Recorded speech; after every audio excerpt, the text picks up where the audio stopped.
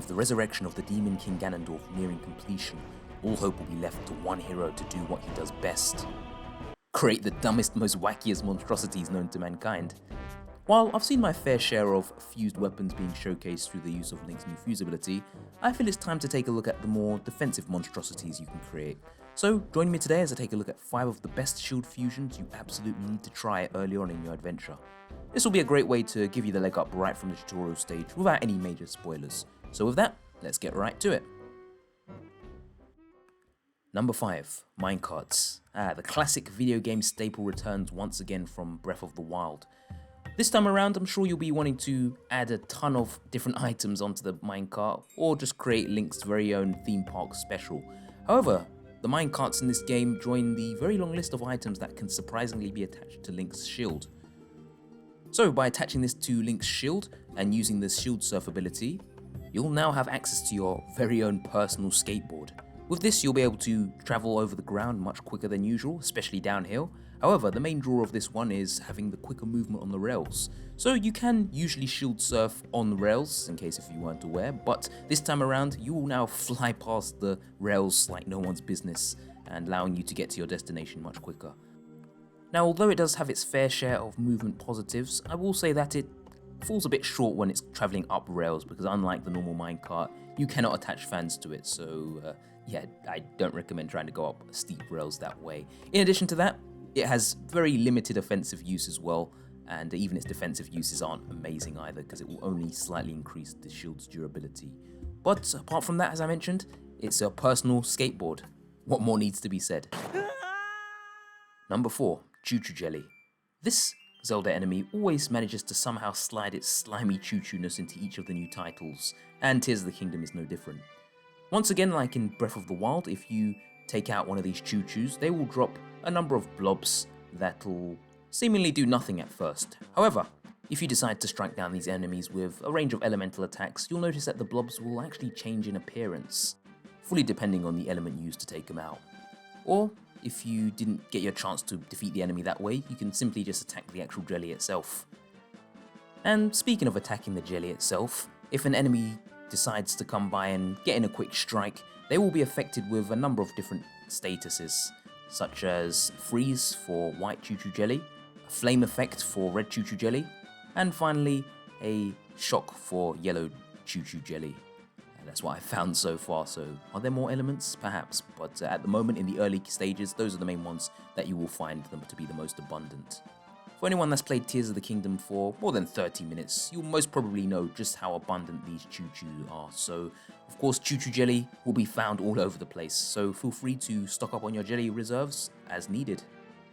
Now, moving on to the drawbacks of choo-choo jelly.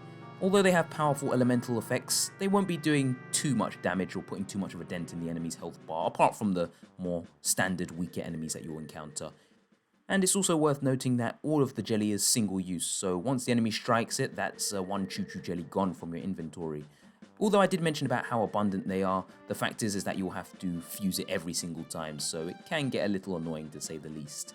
Oh, and finally, shield surfing is a big no-no here. Although it may have a little bit of an elemental effect or area effect, it's a very short range one, and it will immediately destroy your jelly, so hold on to the jelly, guys, and resist the urge to surf. Number 3. Spring Shield. Now, have you ever had the dream of attaching a giant spring to your shield and bouncing around wildly like a child in a bed shop? Well, today your dreams become a reality, as you can now just do it in Tears of the Kingdom. So, for the Spring Shield, you'll be able to not only bounce around as expected, which will gain a ton of extra height and I guess act as a discount Rivali's Gale, but in addition to that, you'll also be able to reflect certain projectiles without mastering the shield parry's quite specific timing. And to top off this list of positives for the Spring Shield's greatness, in combat, enemies will also find themselves being flung across the ground like a ragdoll if they decide to take a pot shot, as this will give you plenty of time to go in for an attack, or even just get away with a tactical retreat. Still, whatever you decide, very useful either way. Now, at this point you might be wondering, where can I get my hands on this spring greatness? Well, to be honest, the spring itself is probably a cheap pick because it's definitely the latest item that you will find out of all of the items that I've listed. But I will say that it's still within the first hour of the game. It won't take you too long to find this one. Once you get down to Hyrule's surface, you'll want to make your way to the Morok Shrine, which can be found to the southeast of Hyrule Castle as shown on the map. Probably won't take any more than a minute or two from the point where you landed. From here, you'll want to do a little bit of climbing up the route, and again, stamina recipes will certainly help you out here. But once you reach the top, you'll enter the shrine and the spring will be all yours to claim. Now the best part as well is that another positive here is that it's an infinite supply of springs, as it will quickly respawn after taking one. And the best part is that once you activate this shrine, you can teleport back to it at any point, so feel free to stock up on your shields. Now moving over to the drawbacks of the spring shield, or as great as it may be, as you might have noticed from the footage, the shield surf bounce ability is only limited to a single spring, so unfortunately you're going to have to stock up on a lot if your main use of it is just to bounce around. And in addition to that, the offensive use is very limited, so it's more of a defensive option as it will just knock enemies away as opposed to dealing significant amounts of damage, so keep that in mind whenever you use it. But hey, it's a giant spring, what's not to like? Number 2, the Flame Emitter Shield. Yeah, I had to get this flame-spewing shield of destruction on the list at some point or another. Either way, the Flame Emitter Shield hits the number 2 spot. Now once again, this item can be obtained quite early on once you reach your first device dispenser, aka the giant Zonai Gumball machine, and this can be obtained via adding the Zonai charges, or other Zonai pieces of equipment. Either way, once this device is fused to your shield, the destruction will begin with a simple press of the shield button, as unlike when it's on vehicles, you can simply hold down the shield button instead of having to hit it first, so that's always a plus having the instant fire, instant access, just add water. Also, of course, the fire damage deals damage over time to enemies, so can be very powerful for whittling down their health, especially if they're in larger groups, and of course it will cause them to jump around in panic. Most of the enemies at this point anyway, so it can be used as a second way of stunning them quickly. I will say as well, another huge positive of this is the fact that it's also stackable, so unlike the spring and the minecart, you can hold many of these at one time, so stack away I guess. Also, having so much access to firepower on the go means that it will provide as a perfect way to cook your food, meaning bonus health recovery for everyone. Rest in peace, Wolflink, you will not be forgotten. Now of course, having access to a flame spewing shield is never a bad thing, but it does come with its fair share of drawbacks. One of these would be the durability, so that one drains quite quickly as you have the flame out, and well, that's especially prevalent with the earlier shields in game. And another thing as well, the charge, you have to keep an eye on that charge, so you can only spew as many flames as the charge allows. However, if you do have Zonai charges, you can consume those to kind of circumvent the problem for a bit, so there's always that option. And to add to that, don't even think about shield surfing on this one, as it will result in nothing but pain and misery due to its awkward shape. Once again guys, you're going to have to tap into your self-control and resist the urge to surf. Now before I get to the number 1 spot, I want to throw in a few honourable mentions, and those would go to the gems, such as the ruby and the sapphire. Although these are very useful in the shield as they will function in a similar way to the Choo Choo Jelly alongside the different elemental effects and so on.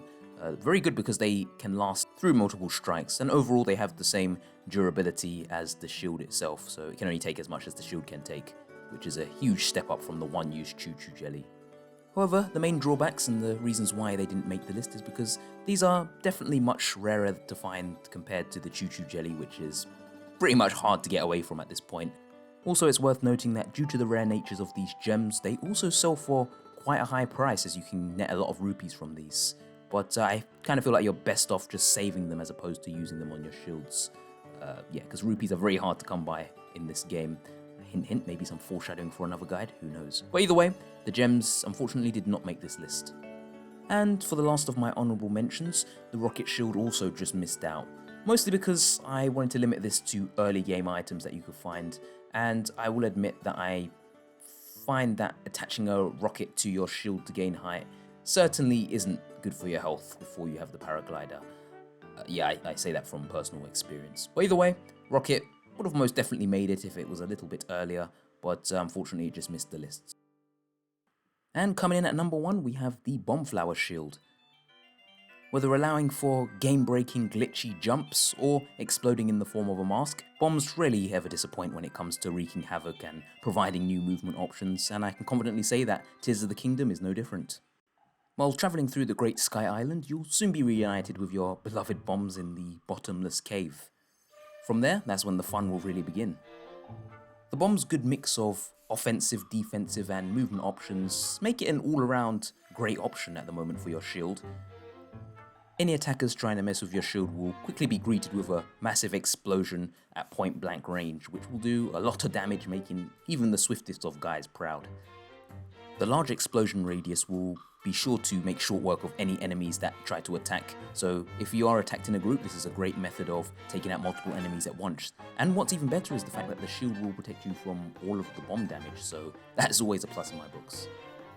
In addition to the bomb's already powerful offensive and defensive capabilities, it also provides quite a few mobility options as well, as trying to shield surf with it will offer you a similar jumping experience to the spring. However, what it has on the spring is the fact that it causes extra damage to enemies that are close to it when you initiate the jump, so not only just a discount Rivali's Gale at this point, but also allows you to give off some damage as well, so great stuff all around. Another advantage that the bomb has over the springs is the fact that these are highly stackable as well, so no need to limit it to one per shield. The main drawback of the bomb shield for me is that after every shield surf and every time the enemy hits the shield, you will have to replenish the bombs, but they are quite plentiful, especially in the underground areas and just caves in general, so it shouldn't take too long just to stock up on a range of bomb shields in your inventory. But apart from that, I feel like the bomb's high versatility in both offense, defense, and even mobility makes it one of the best options to fuse with your shield. And that'll about wrap things up for my top 5 early game shield fusions. So huge thanks for making it this far in the video, and please be sure to leave a like and subscription, and hey, maybe even a channel membership if you're feeling real generous. But definitely liking and subscribing will show me that you do enjoy this type of content, and I will definitely be making some more Tears of the Kingdom videos if this one goes down well. And to finally end off this video, please let me know what you thought of this list. Do you feel like this one was completely wrong, or do you feel like there were maybe some items that had no business being in this list, or maybe I missed out some huge items that are just amazingly good in the early game? Then again, I haven't gotten very far through Tears of the Kingdom, so there are probably many other combinations I have just not found yet. But either way, thanks again for watching, and until next time everyone, peace.